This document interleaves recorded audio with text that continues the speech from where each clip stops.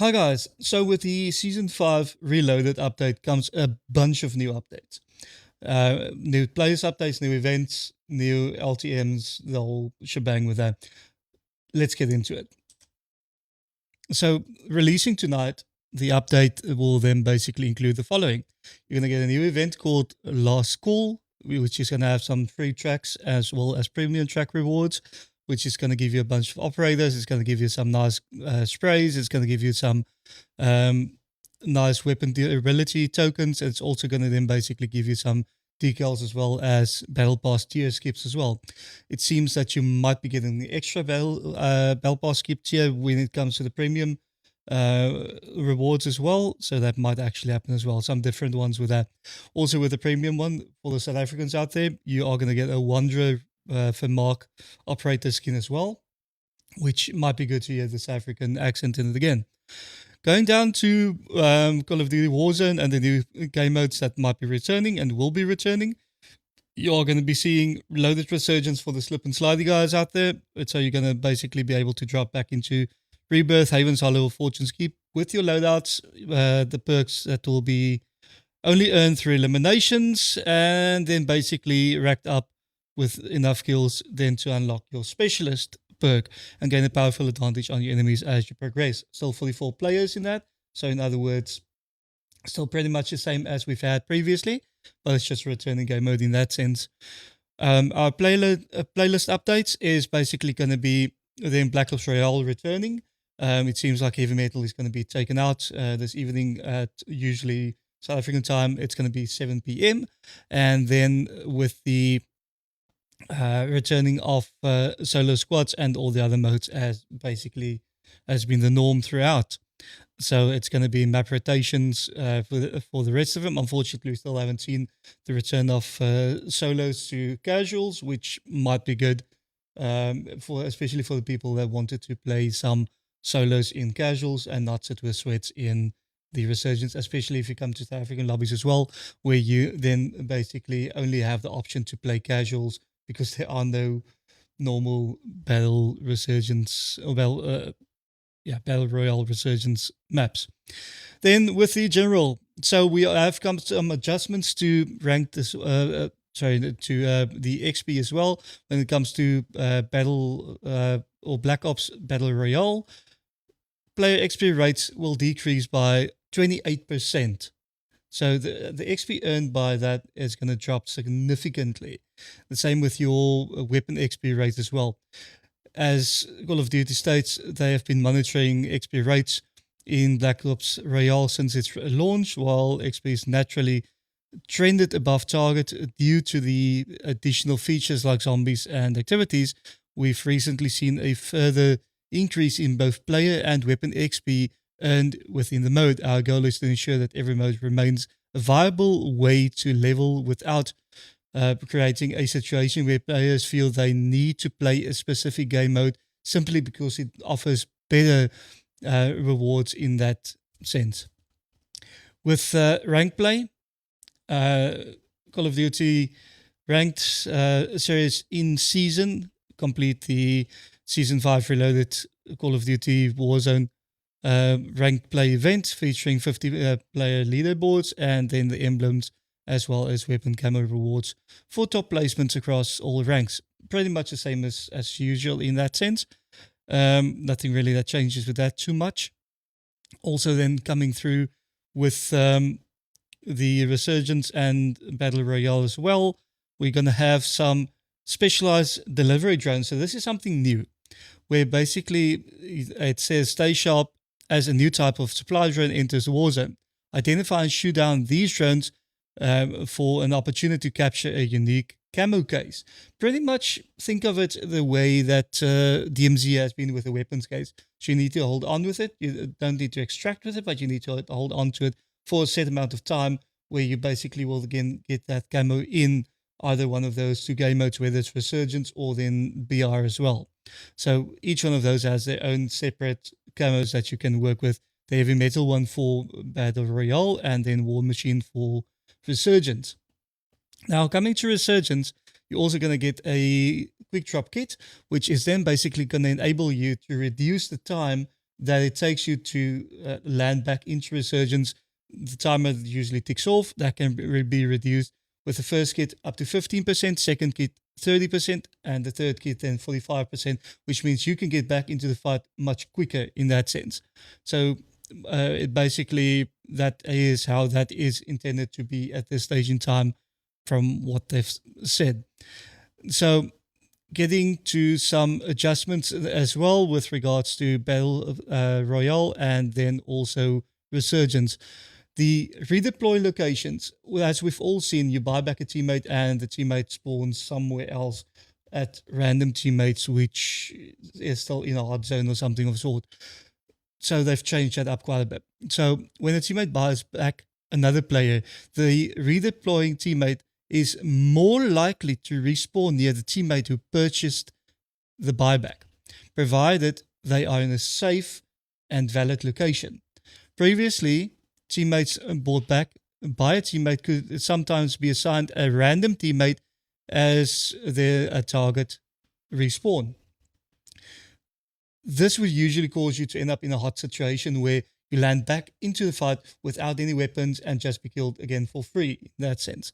So this seems to not be the case. Call of Duty has picked up that becomes a norm and a trend at this stage in time, where basically it keeps the fight going for much longer and it gives a better quality fight both ways then. Then with field upgrades, which has also been adjusted for Battle Royale specifically, the Echo unit then basically can now be reclaimed, meaning you are able to go and pick up your Echo unit in that sense, which is then basically going to make life a lot easier, especially coming to recons and such kind of things. We're always looking to for opportunities to make our systems behave more consistently with player executions. The Echo unit was a natural addition to our reclaim system, giving players the ability to pick up and reposition their deployed field upgrade when they want to move it to a more advantageous position. Then also coming to perks. Perks will also be adjusted. Now, this is one for the campers that usually like sitting with the FJX Imperium on top of buildings, just sitting there with the old weapons and not wanting to upgrade to new. You guys have been screwed over a bit by Activision, which in my opinion is a definite W.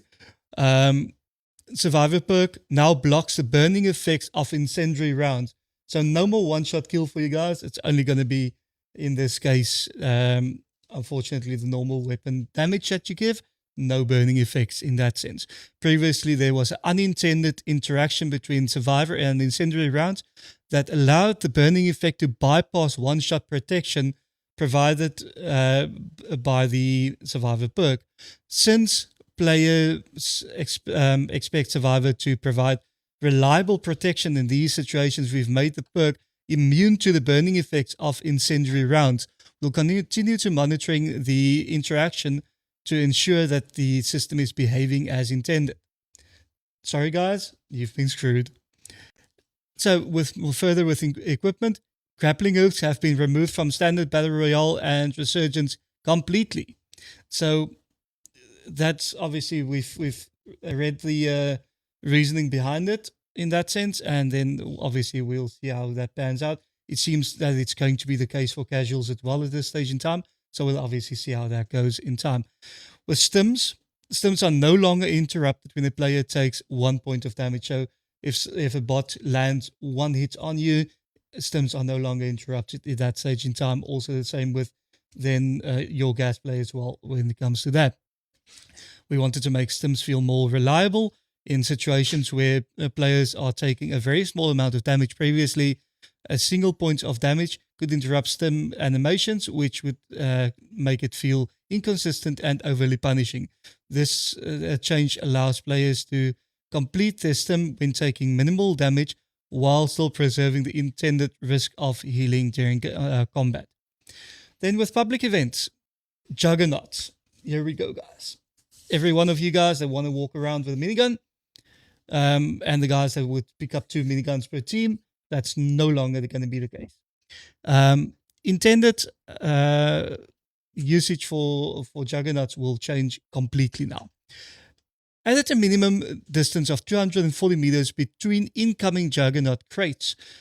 sticking a Juggernaut with a Semtex now also deals more damage, and that will equal to 20% of their health if you stick that. So you basically, in effect, need 5 Semtex to be able to take down a Juggernaut at this stage in time. Explosive damage against Juggernauts increased by 30% overall. We want Juggernauts to remain powerful while giving players more reliable ways to fight back. These changes should reduce situations where multiple Juggernauts appears too close together, while Semtex and explosive damage adjustments give players stronger options for dealing with the Juggernauts in that sense. Now with weapons, we get a new in-season mace melee weapon that is going to be unlocked via a normal weekly challenge reward. Also, you are going to be able to swing it with both hands, so it's going to be heavy, probably a slow, but it's most probably going to be a crushing blow that you can deliver to players with that. New attachments coming to weapons. The RK9 is going to have a calibrated truck system, which basically is going to be a calibrated barrel paired with specialized bloom rounds that expand mid-flight to deal maximum damage when fired within a specific range. Include an indicator to prompt the user when they are within that range. So it seems like it's going to be a fire and press a button type of thing to be able to expand the round. So it's not seemingly going to be an automatic expansion with regards to that, which will then deal the weapon's maximum range or maximum damage per that range. That's also going to be unlocked via a weekly challenge reward. We're yet to see if it's going to be first, second, third, or fourth week, but we'll see how that goes. The Peacekeeper also gets a MK1 Gauss accelerator, which basically means it's going to accelerate 2 bullets at the same time. So you're going to effectively be firing 2 projectiles, but it's going to have an extremely high velocity with regard to that. And it's also going to mean that it's going to be unlocked via a weekly challenge in that sense then. Coming down to more weapon adjustments and such, obviously they say that they've recognized that the MXR has been overly metaed basically, and it's been sitting there for way too long. So they've basically reduced the effectivity of the MXR at this stage, where basically it now becomes a thing of not being left there for guys to have mobility, accuracy, and then having the meta as well in that sense.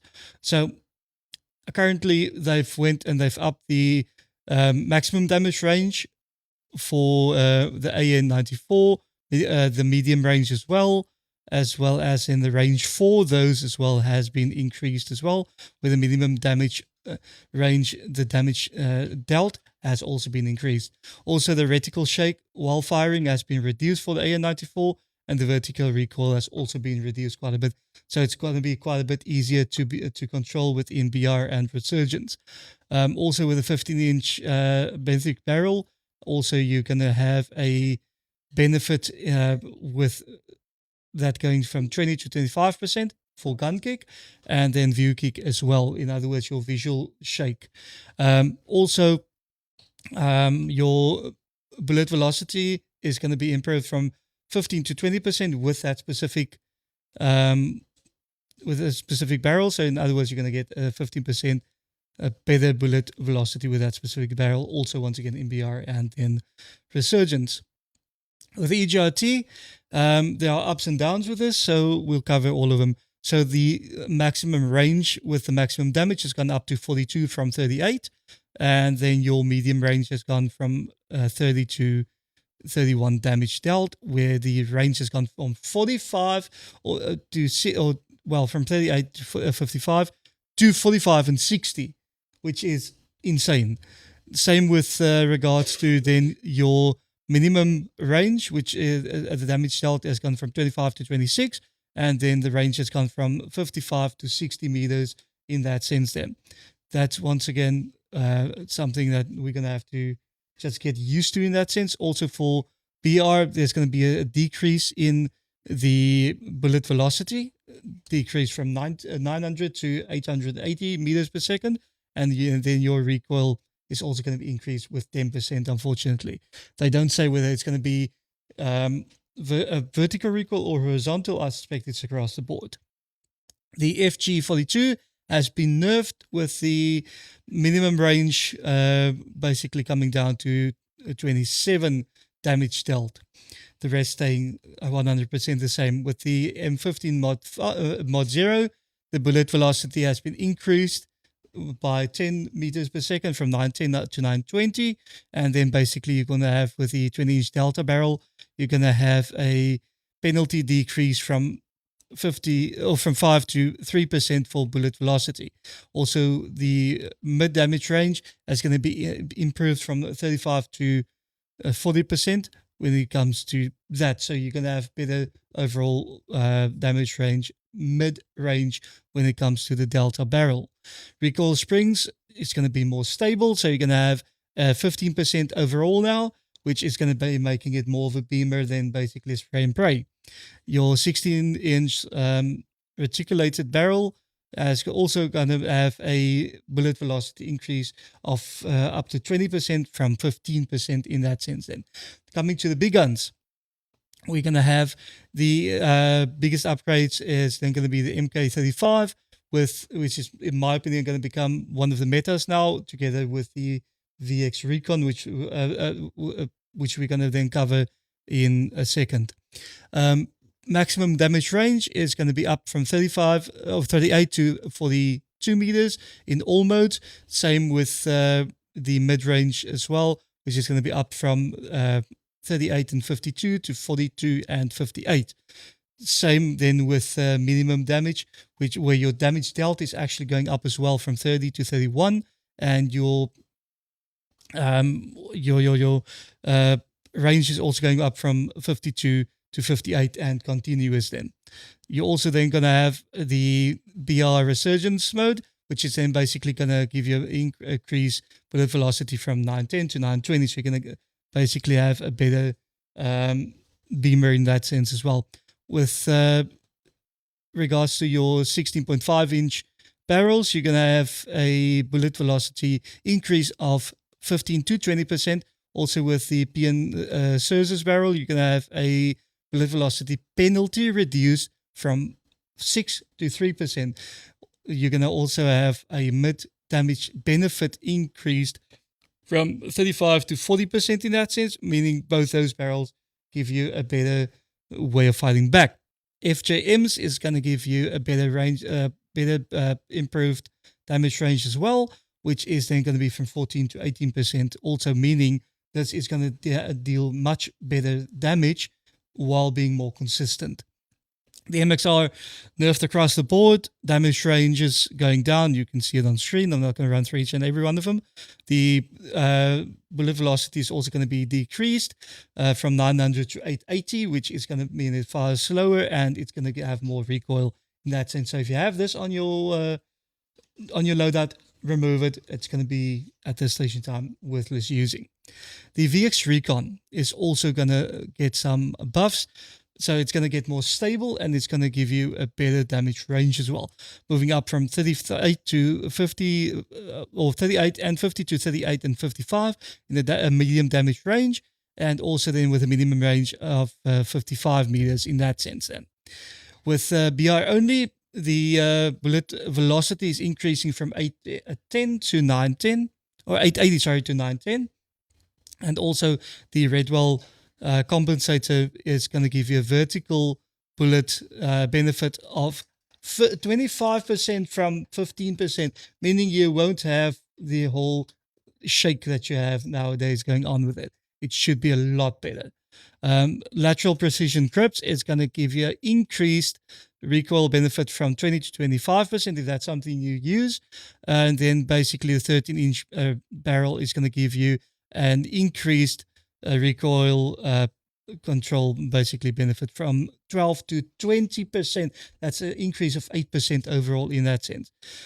CBRS is going to be decreased, you can see on screen, severely decreased in that sense, so it will not be the better weapon to use at this stage of time. I think there are much better SMGs to use for that kind of thing.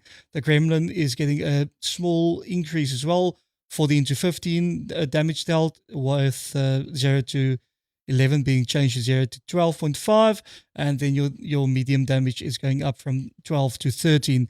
Range is going up from 11.6 and 21 to 12.5 and 21. Also going to give you some better torso and leg multipliers as well, with a 0.05 increase. Also, you're going to have the rounds increased for the extended mag from 40 to 50 rounds, which is also going to help greatly. The MPC 25 is also going to get a maximum damage dealt of 42 up from 40, and then your medium damage range is also going to be up to 37 from 36, which is going to be great. No attachments changes there. Your Raiden is also going to be up by 1 damage dealt to 36, up from 35. The Shroom Wolf is also going to get horizontal recoil reduced, which is going to be great for the guys that want more of a medium short type of weapon to play with in that sense. Your LMGs, the Mammoth is basically getting damage dealt up to 63 from 55 for the maximum range, and then for the damage range basically, and then medium damage range is going up 46 to 52, which is great again. Your minimum range is going to be 38 or 39 to 43, and your headshot multiplier is getting increased overall. So is your bullet velocity from 820 to 870.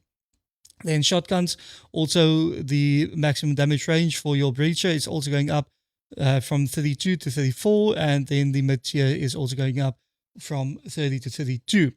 SG12 getting some upgrades as well, with the updates and the attachments as well, going from 25 to 28, as well as the range then going from 2.5 to 3 meters. So it might actually become a better option using then the Riveter at this stage for the guys that like to sit in the corner camping. Then basically getting to the range, it's going to be 2.5 to 4.5. It's going to become 3 to 5.2.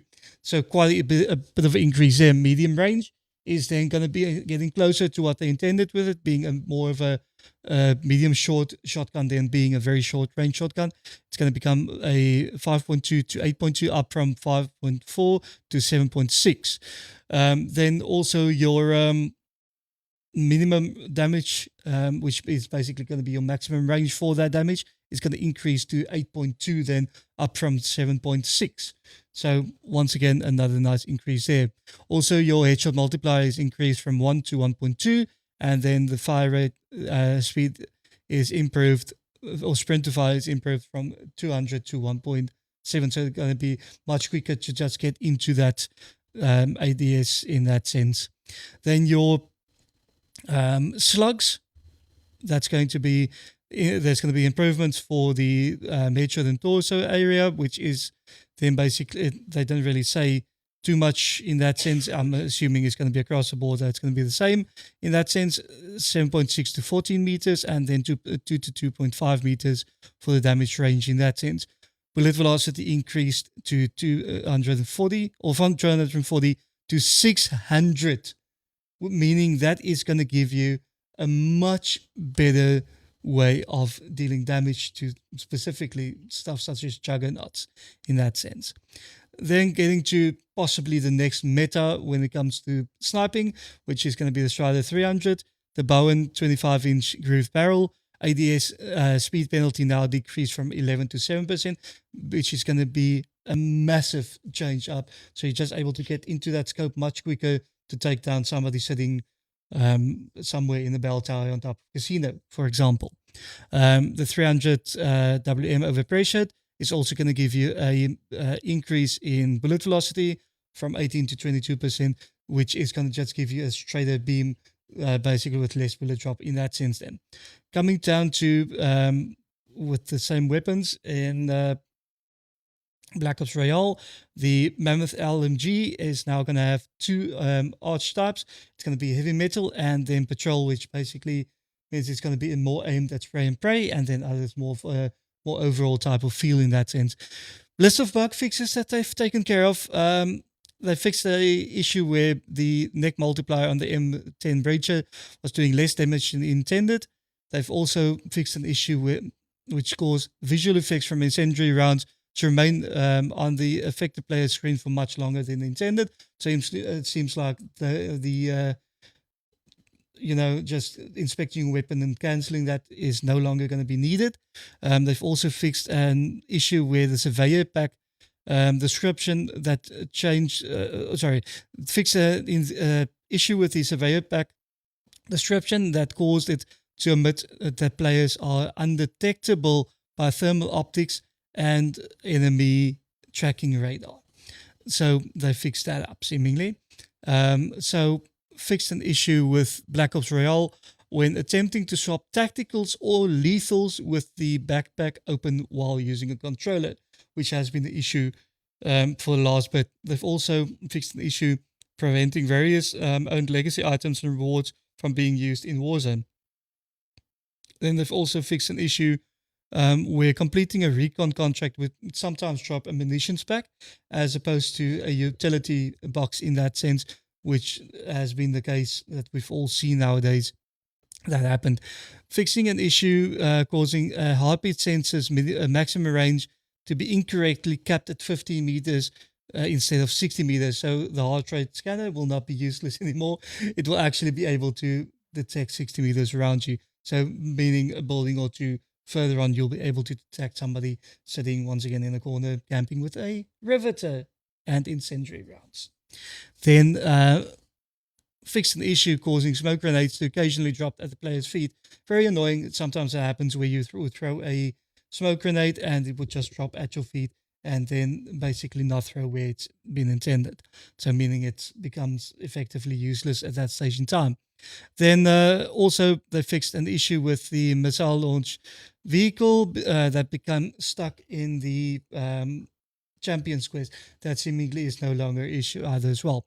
So guys, yeah, we're looking forward to the new update coming out this evening at 7 o'clock and seeing how the implemented changes will then happen. It's also going to be interesting to see whether or not they've done anything to the Ricochet anti-cheat as well, because they did promise us weekly updates with that.